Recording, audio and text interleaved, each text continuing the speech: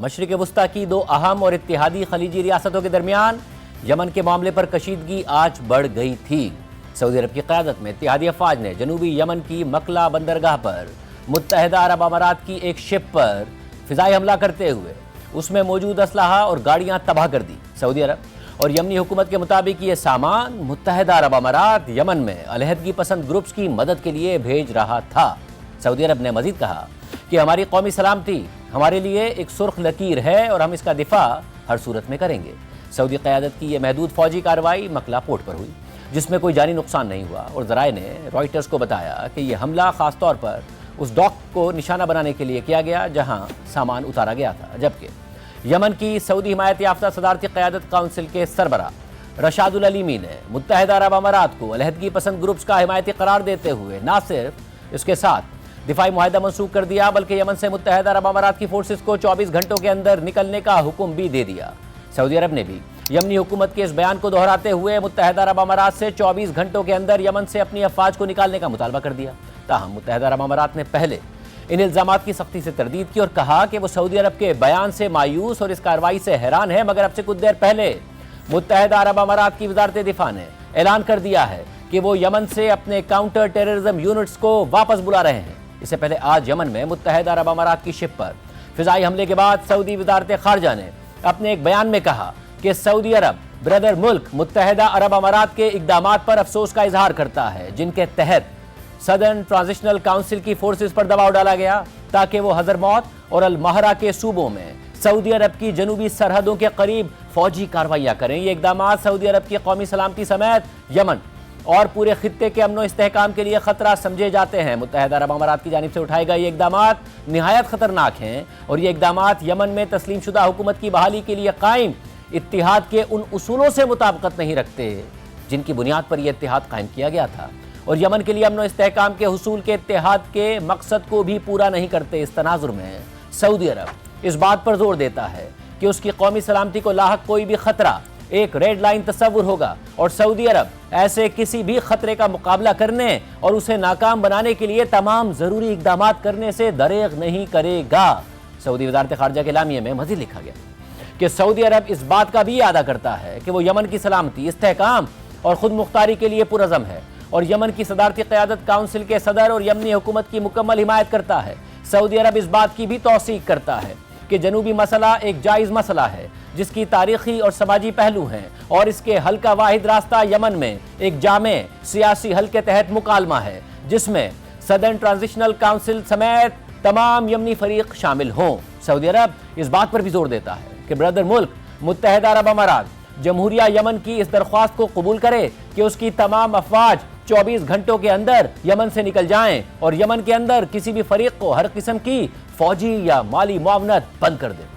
سعودی عرب کو یہ امید بھی ہے کہ متحدہ عرب امارات دونوں برادر ممالک کے درمیان دو طرفہ تعلقات کے تحفظ کے لیے ضروری اقدامات کرے گا، اور آج ہی اس ساری صورتحال پر متحدہ عرب امارات کا باضابطہ رد عمل بھی سامنے آ گیا تھا، جس میں انہوں نے سعودی عرب اور یمنی حکومت کے الزامات کی سختی کے ساتھ تردید کر دی۔ اس حوالے سے متحدہ عرب امارات کی وزارت خارجہ کی جانب سے جاری بیان کے مطابق متحدہ عرب امارات سعودی عرب کی طرف سے جاری کردہ بیان اور جمہوریہ یمن میں جاری واقعات میں متحدہ عرب امارات کے کردار سے متعلق اس بیان کی بنیادی غلطیوں پر گہرے افسوس کا اظہار کرتا ہے۔ متحدہ عرب امارات یمنی فریقوں کے درمیان کشیدگی میں ملوث ہونے کی کسی بھی کوشش کو دو ٹوک الفاظ میں مسترد کرتا ہے، اور کسی بھی یمنی فریق پر دباؤ ڈالنے یا انہیں فوجی کارروائیوں کی ہدایت کرنے کے الزامات کی مذمت کرتا ہے جس سے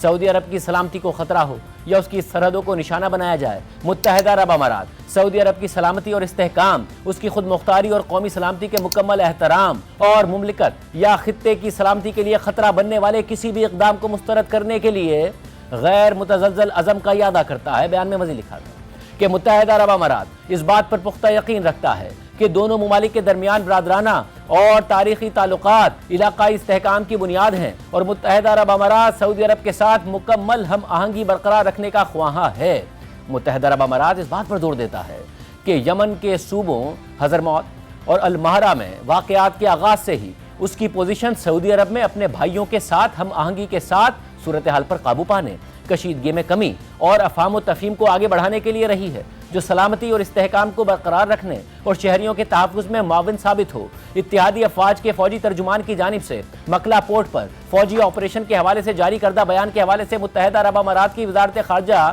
یمنی تنازع کو ہوا دینے سے متعلق الزامات کو مکمل طور پر مسترد کرتی ہے، اور یہ بیان اتحاد کے رکن ممالک سے مشاورت کے بغیر جاری کیا گیا تھا۔ اماراتی وزارت خارجہ کے بیان میں مزید لکھا تھا کہ متحدہ عرب امارات کی وزارت خارجہ اس بات کی تصدیق کرتی ہے کہ زیر بحث شپمنٹ میں کوئی ہتھیار نہیں تھا، اور جو گاڑیاں اتاری گئی تھیں وہ کسی یمنی پارٹی کے لیے نہیں تھیں، بلکہ وہ یمن میں کام کرنے والی متحدہ عرب امارات کی فورسز کے استعمال کے لیے بھیجی گئی تھیں، اور اس سلسلے میں گردش کرنے والے دعوے شپمنٹ کی اصل نوعیت یا مقصد کی عکاسی نہیں کرتے۔ بیان کے مطابق متحدہ عرب امارات کی وزارت خارجہ نے بھی نوٹ کیا ہے کہ ان گاڑیوں کے حوالے سے متحدہ عرب امارات اور سعودی عرب کے درمیان اعلیٰ سطحی ہم آہنگی تھی، اور یہ معاہدہ ہوا تھا کہ یہ گاڑیاں بندرگاہ سے نہیں نکلیں گی، اور اسی وجہ سے متحدہ عرب امارات مکلا پورٹ پر ان گاڑیوں کو نشانہ بنائے جانے پر حیران ہے۔ وزارت خارجہ نے اس بات پر زور دیا کہ یمن میں متحدہ عرب امارات کی موجودگی یمن کی تسلیم شدہ حکومت کی دعوت پر اور سعودی عرب کی قیادت میں عرب اتحاد کے فریم ورک کے اندر عمل میں آئی تھی، جس کا مقصد یمن کی خود مختاری کا مکمل احترام کرتے ہوئے اس کی قانونی حیثیت کی بحالی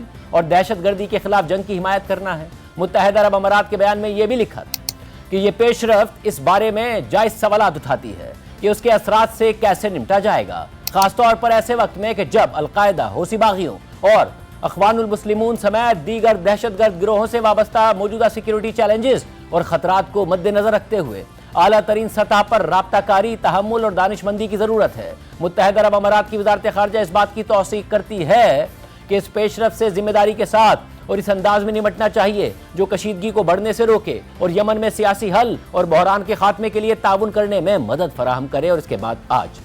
کچھ دیر پہلے متحدہ عرب امارات کی وزارت دفاع نے اعلان کر دیا کہ وہ یمن سے اپنی فورسز کو واپس بلا رہے ہیں۔ متحدہ عرب امارات کی وزارت دفاع کے اس بیان کے مطابق متحدہ عرب امارات 2015 سے عرب اتحاد کے حصے کے طور پر یمن میں بین الاقوامی طور پر تسلیم شدہ حکومت کی حمایت، دہشت گرد تنظیموں کے خلاف بین الاقوامی کوششوں میں تعاون اور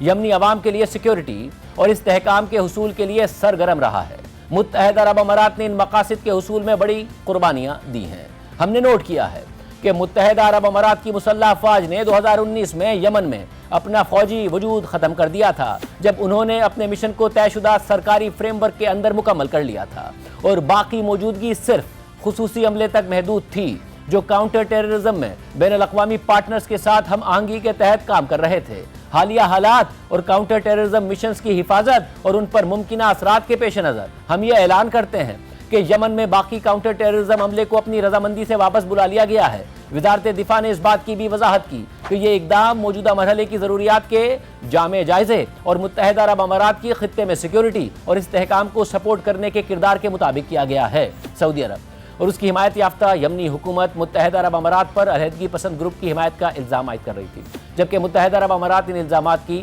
تردید کر رہا تھا۔ واضح رہے کہ جنوبی یمن میں اس ماہ کے آغاز سے ہی کشیدگی بڑھ گئی تھی، اور اس حوالے سے الجزیرہ کے مطابق تقریباً ایک ماہ پہلے متحدہ عرب امارات کی حمایت یافتہ سدرن ٹرانزیشنل کونسل یعنی STC نے یمن میں ایک بڑی فوجی کارروائی شروع کر دی تھی، اور یہ گروپ شمالی اور جنوبی یمن کو دو الگ الگ ممالک میں تقسیم کرنا چاہتا ہے۔ STC کی مسلح فورسز نے بین الاقوامی طور پر تسلیم شدہ یمنی حکومت کی سیکیورٹی فورسز اور قبائلی جنگجوؤں کو مار کر پیچھے دھکیل دیا تھا، اور تیل سے مالا مال علاقوں حضرموت اور المہرہ کا کنٹرول حاصل کر لیا تھا، اور دسمبر کے وسط تک اس گروپ نے جنوبی صوبہ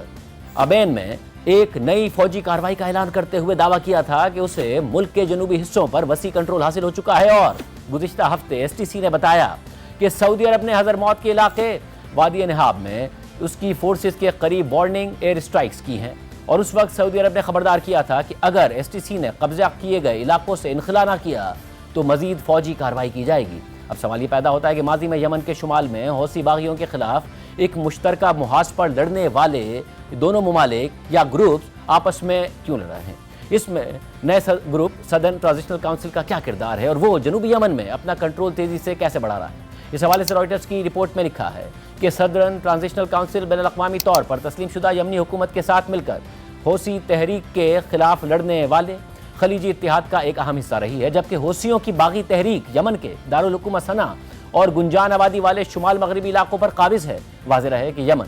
جو سعودی عرب اور بحرۂ احمر کی ایک اہم بحری گزرگاہ کے درمیان واقع ہے۔ 1990 تک شمالی اور جنوبی ریاستوں میں منقسم رہا تھا۔ جنوبی یمن واحد کمیونسٹ عرب ریاست تھی اور 1986 میں ہونے والی خانہ جنگی کے بعد اس نے